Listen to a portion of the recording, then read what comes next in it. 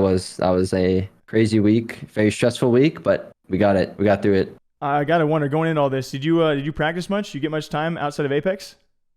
I would say we got about 4 days worth, like 4 separate days, and each day we probably played about like 3 hours, 4 hours. So Yeah. not too much.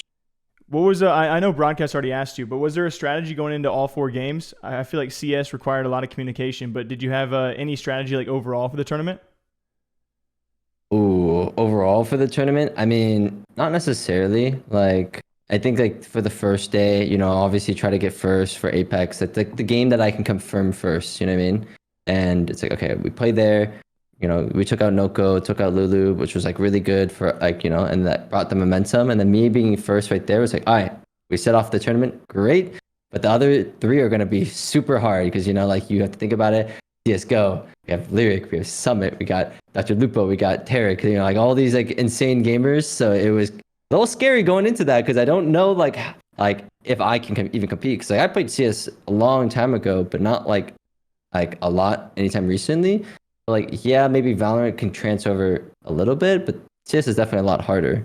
Yeah, Um, when you name all those guys individually, it's kind of crazy. Like Dr. Lupo had Fortnite, of course, you had Apex, but you still have people like Noko in there too, but then Summit and Lyric on CS. What's it like to take down those guys and take home $100,000?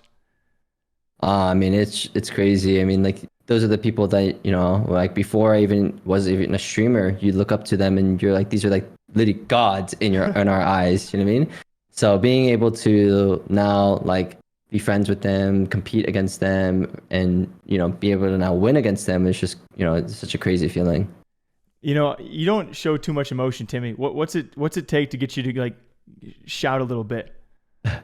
But, I feel like when when I feel like I have no chance at all and I make it happen, that's when it's like where I show I feel like my emotions, you know what I mean? Yeah, yeah. Like yeah, kind of like the winning LCQ, you know what I mean? Like I felt like we had a chance, but like it wasn't that much to the point where like I really believed that we were gonna qual. So when we did qual, it was such an amazing feeling that I was just like, oh my God, this happened. You know what I mean?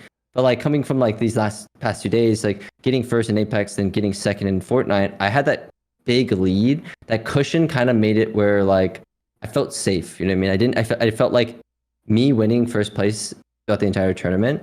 What it should happen, there's might be a small chance that someone overtakes me. You know what I mean? But like overall, I felt safe. You know what I mean? Yeah, no, that makes Yeah. sense. And seeing you qualify for ALGS LAN, a $2 million event, you kind of already went over the feelings about that. But maybe can people expect from you at LAN? Obviously with so much money in the line, there's a lot of hype around you. But of course, there's a lot of pro players who have so much time to dedicate. So what are some expectations you've kind of set forth for yourself on LAN? Um, you know, Obviously everyone would want to win land. Like who wouldn't want to win? But I think to be very realistic to myself and my team, we just know that like these teams have been together for a year, 2 years, maybe even longer. Who knows, right? And they've been practicing with each other for every single day. So how are we supposed to be a team that's like has like literally chem that is just like they can not even say a word and they know exactly what their teammates doing. You know what I mean? So how do we beat that team? It's very unlikely in the short amount of time that we have to practice. Our expectations are to just hopefully get finals. You know what I mean? Like I believe my team is great. I believe that we can do it and we can get to finals. Hopefully we can get a top 10 in finals. And if that is the case, I don't think any of us would be mad because we are a freshly new made team, and that will just be like a really good momentum for us to start to have when we go into the next pro league split to go for the next LAN. There's obviously been a lot of talk around you for a long time, man. But like especially most recently throughout this year, you have like people like Tarek referring to you as Baby Shroud. You just won a almost $400,000 event, taking home 100K for yourself, and you qualify for your first ever Apex LAN, which you could have gone to one before, but the first LAN you'll be attending. So when people like look at you as quite possibly one of the best FPS streamers out there right now, what's your response? I mean, it is pretty incredible. I mean, like it does feel like like I'm becoming the next like Shroud, and it's just it was such a like big dream of mine to always be literally like him and to be able to like like fill his shoes. Um, I mean, it's just an insane feeling. Incredible, man. Just some fast fires for you. What's the warm up routine? The warm up routine. Okay, so you definitely have to eat beforehand. I usually like to shower because when you're gaming, you start sweating. No matter how much you make your room cold or not, you're gonna sweat. Okay, so showering before, feeling nice, nice and clean. Because afterwards, I swear, after I get off stream after or competing, I'm like, dude, I'm kind of sticky right now. You know what I mean? Like, what's going on here? Showering beforehand. I usually order Chick-fil-A. Every single time before I play, I order like chicken minis or like a chicken sandwich or chicken nuggets. Kind of just depends. It varies. If it's a Sunday, I make sure to order it before. So like I'm telling you, literally that weekend that we had LCQ, the finals day was on a Sunday, and I knew I could not get it, so I ordered it at 8 p.m. and saved it in my fridge so I can reheat it in the morning. Like I'm not lying. Like okay, like That's dedication, man. yeah. That is like what I eat, and then I have about like a 3 hour warm up beforehand, so it kind of consists of just like aim training and then just playing the game in general.